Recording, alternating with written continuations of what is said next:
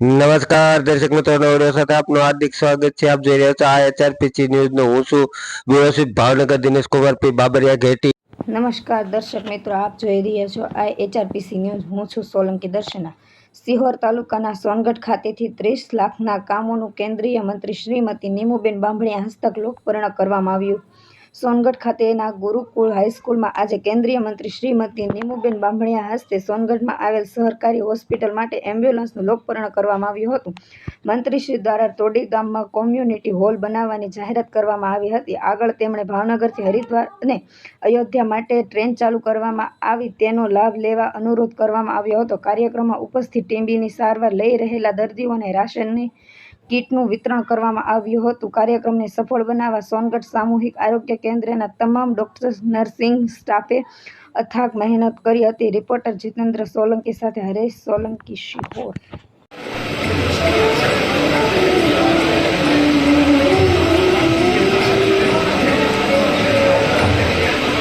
भारत माता की, भारत माता की।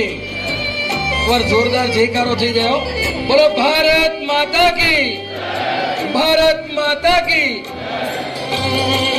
शुभं गुरुत्वं कल्याणं आरोग्यं धन संपदा।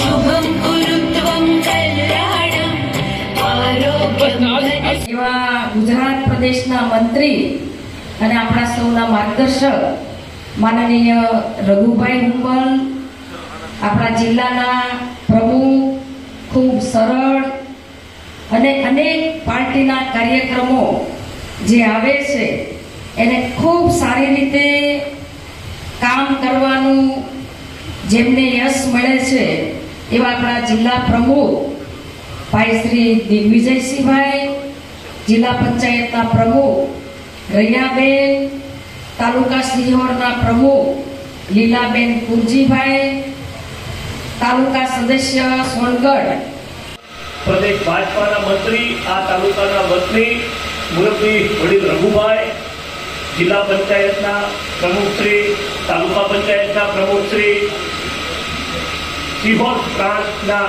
ડેપ્યુટી કલેક્ટર બેનશ્રી, મારા તાલુકા ભાજપાના। પણ આપણી સૌની જવાબદારી છે કે આપણે ગામડાનું નેતૃત્વ કરીએ છીએ, ત્યાં કોઈ ગરીબ માણસ, કોઈ દુઃખી ના રહે, એની જવાબદારી અહીં બેઠેલા તમામ લોકોની છે।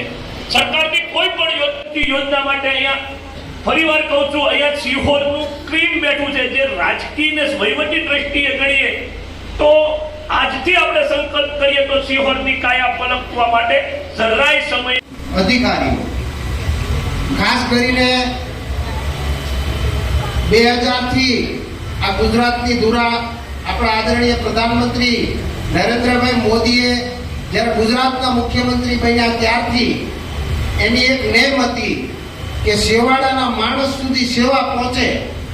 શેવાડાનો માણસ ક્યાંય દવાખાને જવામાં કે એને દવા મળવામાં કે એની સારવાર થવામાં ક્યાંય મુશ્કેલી ન આવે, એની પ્રાથમિક સુવિધાઓ એ એનાથી વંચિત ન રહી જાય, એના માટે જે નરેન્દ્રભાઈ પ્રયત્ન વર્ષોથી કરી રહ્યા છે અને અત્યારે આખા દેશની અંદર દેશની સુખાકારી માટે જ્યારે નરેન્દ્રભાઈ પ્રયત્ન કરી રહ્યા છે ત્યારે આપણે ભાવનગર જિલ્લો ખૂબ નસીબદાર છીએ કે ભાવનગર જિલ્લાને પહેલી વાર નીમુબેન સાંસદ બન્યા અને પહેલી વાર જ નરેન્દ્રભાઈ એની કેબિનેટમાં સ્થાન આપ્યું।